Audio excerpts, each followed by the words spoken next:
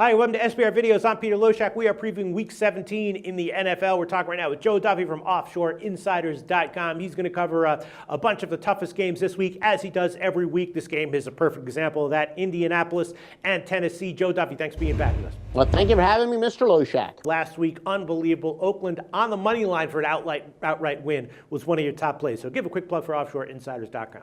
Yeah, it was a moneyline game of the year. As we filed this report, all sports combined, we fit 5 straight wise guy plays, including that plus 230 on the money line. By the way, we pick a lot of money line underdog winners in baseball, but that's for a few months down the road. But anyway, find out why we've dominated publicly bowls for 27 years. Plus, there's very specific reasons, some we discuss in our videos. Joe Duffy's picks at OffshoreInsiders.com.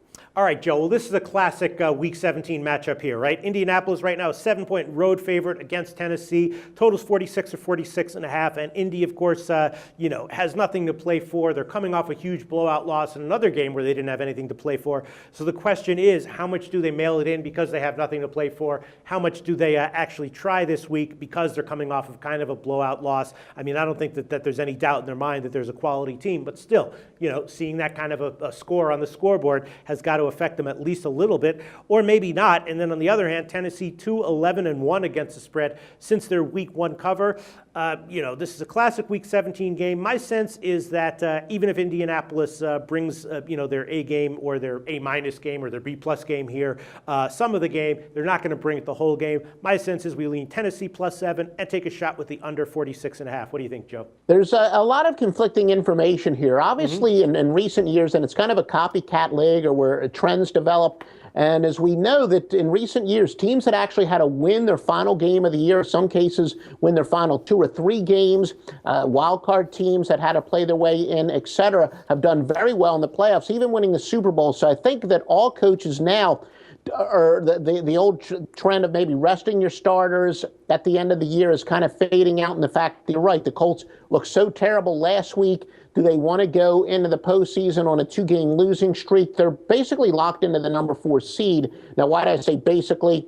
If an all-time fluke happens, they lose, and then Cincinnati and Pittsburgh tie, that's the only way that they're not going to be the number 4 seed. So for all intent and purposes, they are the number 4 seed. So they don't really have any motivation as far as playoff seeding is concerned. But when I say some of the conflicting stuff, during the Andrew Luck era, Indianapolis is a staggering 12-1-1 off of a straight-up loss in the Andrew Luck era. But then conversely, teams that have played the Dallas Cowboys this year, the following week, they are 2-12 straight up and 1-13 against the spread. Now, so those 2 angles I gave you, they're conflicting. One says go with Indianapolis. The other one says go against Indianapolis. Now, on the other hand, Tennessee, teams that are on a 7-game or more losing streak, and they're not playing a team that has a spread winning percentage of 750 or above, so they're not playing a cover machine, have been good plays, although that's applied to Tennessee the past couple weeks, and it hasn't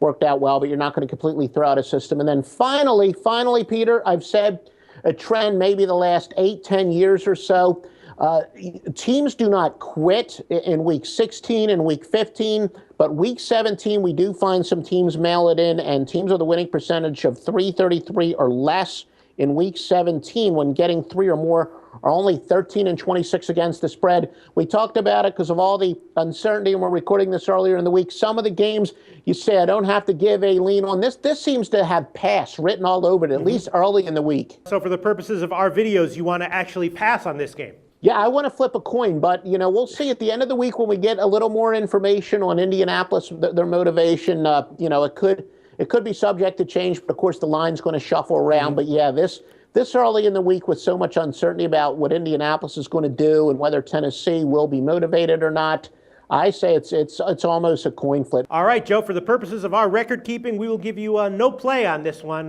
For my purposes, I'm still leaning Tennessee +7 and the under 46.5. We'll see. Thanks, Joe.